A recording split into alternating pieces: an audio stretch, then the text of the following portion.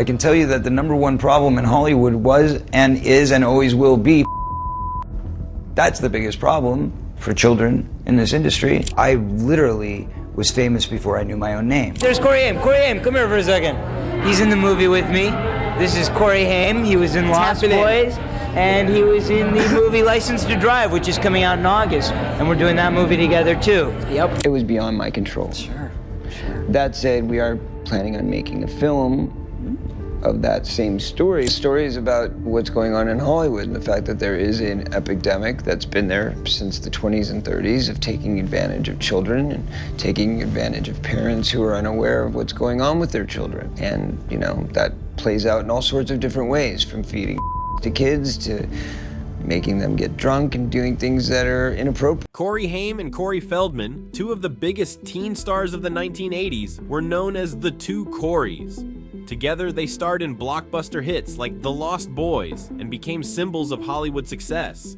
But behind the fame, Corey Haim was battling a silent nightmare. While Feldman managed to stay in the limelight, Haim's life was spiraling out of control. His struggles with substance abuse were well documented, but few knew the deeper demons that haunted him. According to Corey Feldman, these demons weren't just personal struggles, they were the result of Hollywood. In 2011, Corey Haim's life came to a tragic end. His death was ruled as pneumonia, but Feldman insists that Hollywood itself was responsible for orchestrating Haim's demise. Perhaps the most shocking allegation came when Feldman wrote about his own experience growing up as a young actor in 1980s Hollywood, particularly the sexual abuse he and Corey Haim allegedly suffered. In his autobiography, Choreography, Feldman claimed that he had been sexually abused for years by older men working in the entertainment industry. He also wrote that Corey Haim approached him with similar stories early in their friendship, and that this shared trauma forged a strong bond between them. Feldman later spoke to People magazine about the abuse, but stated that he would not name names so as to protect Haim's mother from any more pain.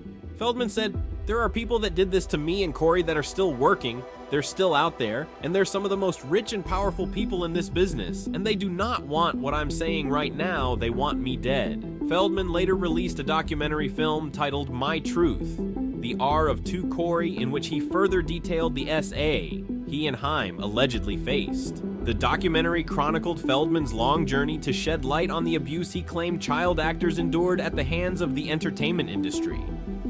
At the premiere, Feldman explained that the film was his way of honoring a promise he made to his former co-star and late best friend Corey Haim to tell his story. The documentary began where Haim's story tragically ended, with an audio recording of the 911 call his mother made after finding him unresponsive in their Los Angeles home in 2010. The release of My Truth coincided with the 10th anniversary of Haim's death. The 38-year-old actor was pronounced dead a few hours later, with the Los Angeles County Coroner's Office ruling his death as pneumonia, debunking earlier reports that he might have overdosed. From there, the film delved into the friendship between the two Coreys, as they were famously known shifting between their rise as successful child actors and the trained relationship that developed when Haim suggested. Feldman knew about the abuse he had suffered as a child but did nothing to stop it. This tension was captured in an episode of The Two Coreys, a reality show that aired for 2 seasons on A&E before Haim's passing. For Feldman, that meant revealing the names of the men who he allegedly abused. The two best friends turned surrogate brothers as they navigated the intense spotlight of Hollywood in the late 80s and early 90s.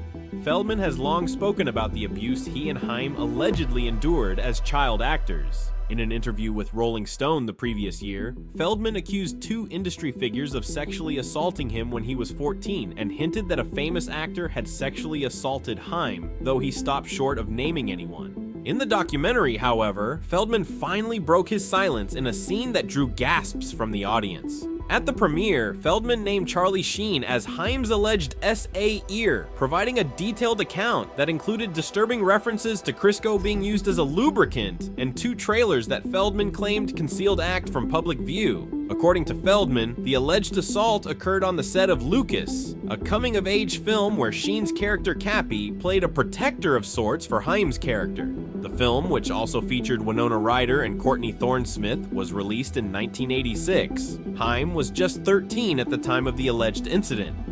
It was unclear whether the potential legal ramifications that had previously kept Feldman from speaking out had been resolved, or if he had simply decided to speak up.